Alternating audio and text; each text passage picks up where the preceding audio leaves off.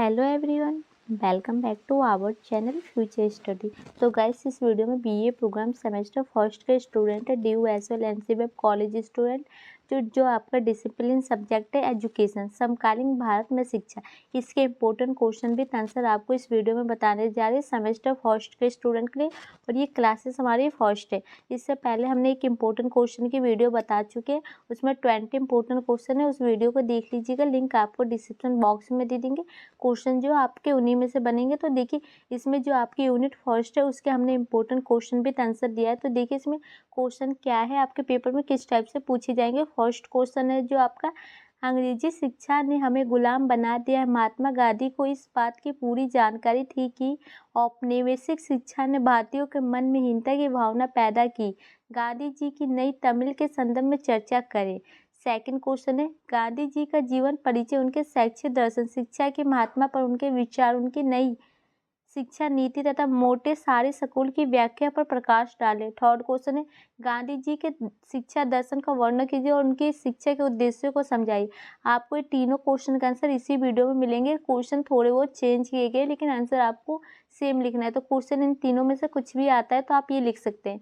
तो फर्स्ट आप देख सकते हैं जो आपका क्वेश्चन का आंसर बन रहा है, गांधी जी के शिक्षा दर्शन के मुख्य बातें निम्न है। तो जो आपके शिक्षा दर्शन के पॉइंट पूछे तो ये पॉइंट लिखिएगा जो बताने जा रहे हैं। तो देखिए, गांधी जी का शिक्षा दर्शन जीवन के घनिष्ठ रूप से संबंधित है। सत्य, अहिंसा, सेवा, त्याग आदि जिन बातों को उन्होंने प्रधानता दी, उनकी प्राप्ति शिक्षा से ही हो सकती है। वास्तव में गांधी जी का शिक्षा दर्शन उनके जीवन का गतिशील पक्ष है। तो जो महात्मा गांधी जी, उनके अनुसार जो शिक्षा का संबंध किससे है, जो शिक्षा का संबंध और घनिष्ठ, उन दोनों में संबंध होते हैं। शिक्षा और जो मनुष्य, उनमें जिनके जीवन में संबंध होते हैं। और उसमें देखिए, सत्य, अहिंसा, सेवा भाव का जो आदि के होते हैं ना, उन बातों की प्रधानता दी जाती है, महत्वपूर्ण माना जाता है। और जो शिक्षा की प्राप्ति ना, इन्हीं के जरिए आप शिक्षा की प्राप्ति कर सकते हैं।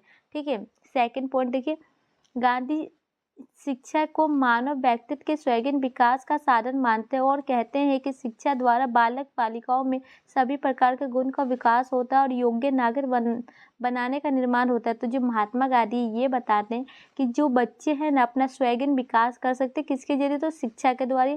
तो उसके द्वारा जो बच्चे होते हैं, लड़के लड़के, सभी अपने जो सभी प्रकार के जो उनके गुण होते हैं ना, उन सभी का वो विकास कर सकते हैं और एक समाज में अच्छे नागरिक बन सकते हैं। ठीक है।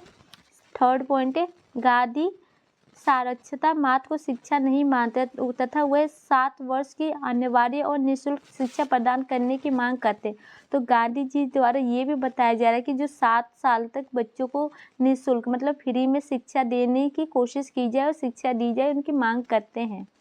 4 पॉइंट है, गांधी ऐसी शिक्षा की व्यवस्था करते हैं जो आत्मनिर्भर की भावना उत्पन्न करे। उनका कथन था कि सभी विषयों को हस्तकला का केंद्र मानकर पढ़ाया जाना चाहिए। तो जो गांधी जी, उनके अनुसार ये बताया जा रहा है कि ऐसे विषय मतलब ऐसे सब्जेक्ट होने चाहिए जिससे बच्चों में आत्मविश्वास जो उत्पन्न हो और उसका जो हस्तकला का केंद्र मानकर ही उसे पढ़ाना चाहिए उन सब्जेक्ट को। 5 पॉइंट है, गांधी जी विद्यालयों को निष्क्रिय रूप से ज्ञान प्राप्त करने का स्थान नहीं मानना चाहते थे और कहते हैं कि विद्यालयों में प्रयोग एवं कार्य की खोज होनी चाहिए। तो जो विद्यालय है, स्कूल है, आपके कॉलेज है, उन सब में जो प्रयोग भी किया जा सके, कार्य भी खोज किया जा रहा है, नए नए तरीकों की खोज करने के साधन बताते हैं। ठीक है। जो 6 पॉइंट है आपका, शिक्षा का माध्यम वह मातृभाषा को बनाना चाहते थे परंतु अन्य भाषाओं के विरोधी नहीं थे। तो गांधी जी का मानना, जो मातृभाषा अपनी होती है हिंदी, उनको शिक्षा का माध्यम बनाते थे, लेकिन जो अन्य भाषा होती है ना, जैसे अंग्रेजी हो गई, तमिल हो गई, उर्दू हो गई, उन सबके जो विरोधी नहीं थे। तो ये तो आपको उनके दर्शन के पॉइंट आपको यहाँ समझ में आ गया। अगर गांधी जी का जो नई तमिल के अकॉर्डिंग शिक्षा के दर्शन पूछे तो आप ये पॉइंट लिखिएगा। एंड आपका यहीं से सेकंड क्वेश्चन भी देख लीजिए, गांधी जी के अनुसार शिक्षा का अर्थ, आपका नई शिक्षा का अर्थ क्या होता है। तो ये देखिए, गांधी जी के अनुसार शिक्षा बालक के स्वैगिक विकास का साधन है। वो लिखते हैं, शिक्षा से मेरा अभिप्राय बालक और मनुष्य में शरीर, मन और आत्मा की से विचार के स्वच्छतम को चतुर्वेद बाहर प्रकट करना है। तो जो गांधी द्वारा ये बताया जा रहा है कि जो मनुष्य का स्वैगिक विकास का साधन बताया जाता है इसको शिक्षा को, और जिस शिक्षा के द्वारा है ना, बच्चे के जो मनुष्य होता है ना, उनके शरीर का, उनके मन का, उसमें आत्मा का सबका विकास होता है और एक अच्छे नागरिक बनते हैं और उनके जो विश्वास होते हैं उनको सामने प्रकट करते हैं। गांधी जी शिक्षा के व्यापक एवं विस्तृत अर्थों को गहन करते हैं। शिक्षा व्यक्ति को स्वयं घेरे में बांधने के लिए नहीं, बल्कि शिक्षा तो सभी प्रकार की क्षमताओं का विकास करती है। तो गांधी जी द्वारा ये भी बताया जा रहा है, जो शिक्षा है ना, आपको एक घेरे में बांध नहीं सकती, बल्कि इसके जरिए ना आप सभी प्रकार की जो क्षमताएं, जो शक्तियाँ होती है ना, उन सभी का विकास कर सकते हैं। गांधी जी ने स्पष्ट शब्दों में कहा है कि सच्ची शिक्षा वह है जो बालकों के आत्मीय, बौद्धिक और शारीरिक क्षमताओं को उनके अंदर से बाहर प्रकट करे और उत्तेजित करे। तो गांधी जी द्वारा ये भी बताया कि जो बच्चे होते हैं अपने मानसिक, शारीरिक, बौद्धिक, आध्यात्मिक जो ये क्षमताएं होती है, इन सबको बाहर समाज में प्रकट करे, ये अपने विकास करे, इन्हीं को बताया उन्होंने शिक्षा का अर्थ। इस प्रकार गांधी जी शिक्षा का शारीरिक, बौद्धिक, भावना और आत्मा के पूर्ण विकास के रूप में ग्रहण करते हैं। उनके अनुसार केवल एक प्रकार का विकास करने वाली शिक्षा शिक्षा नहीं है। तो उनके अनुसार ये बताया जा रहा है ना कि जो सभी प्रकार की जो विकास हो ना, उसी को हम शिक्षा का महत्वपूर्ण मानते, स्थान मानते और शिक्षा समझते। एक प्रकार के कोई भी विकास हो उसे शिक्षा का अर्थ नहीं समझा जाएगा। तो जिसमें आपका आत्मा, भावना, बुद्धि, शरीर और मानसिक सभी आते हैं, इसी को शिक्षा का अर्थ समझते हैं। इसके जरिए सभी का विकास होता है।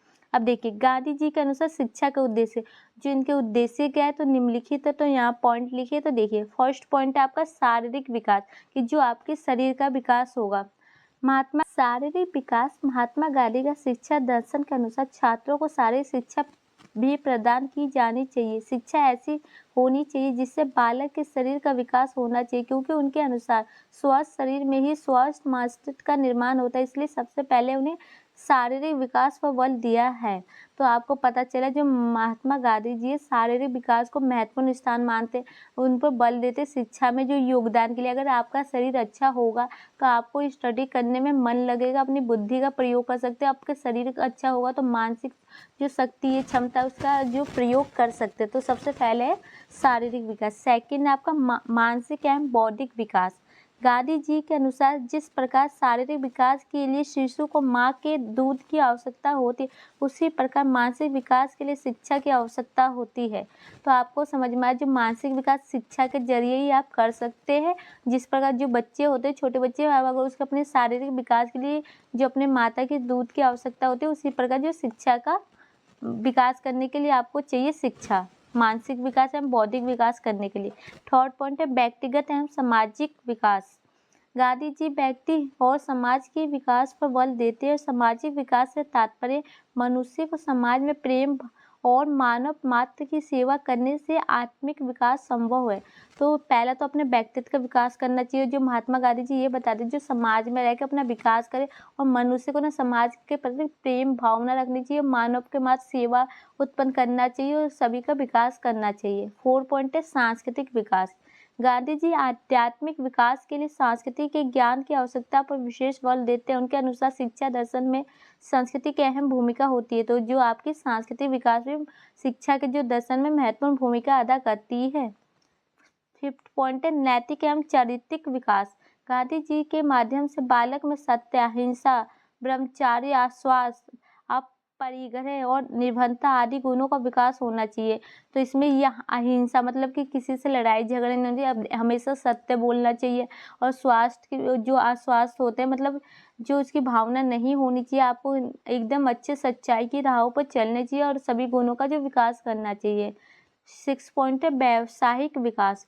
गांधी जी आर्थिक विकास, अभाव की मुक्ति के लिए व्यावसायिक शिक्षा पर बल देते हैं और मनुष्य को आत्मनिर्भर बनाना चाहते हैं, इसलिए वह हस्तकला उद्योग पर बल देते हैं।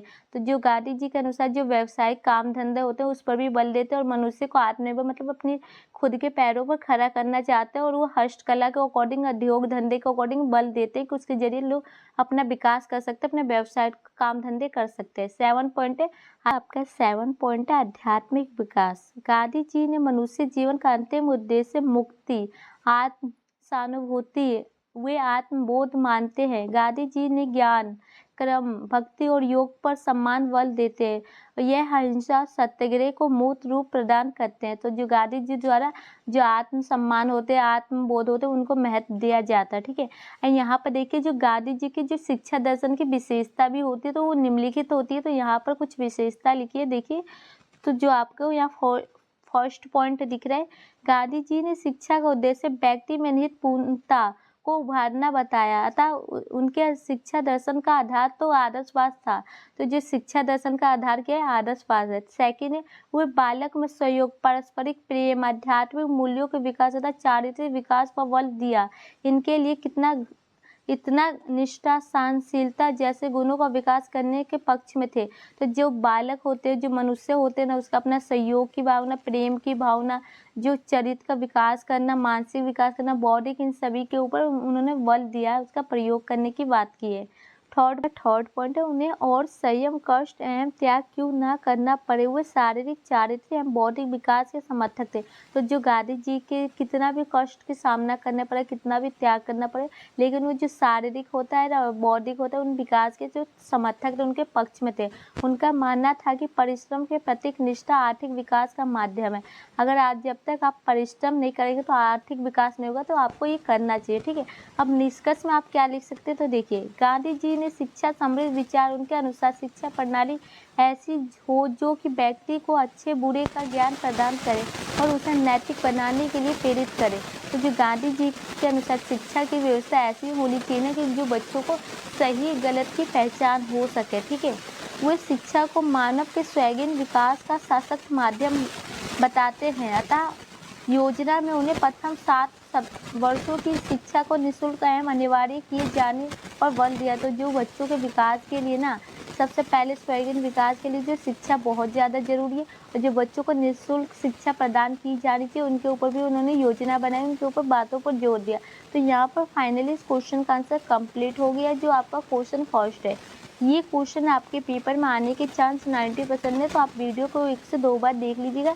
क्लास सेकंड बहुत ही जल्द अपलोड हो जाएगी। अगर चाहिए तो कमेंट बॉक्स में मैसेज कीजिएगा, तो वीडियो को शेयर कीजिए। Thank you.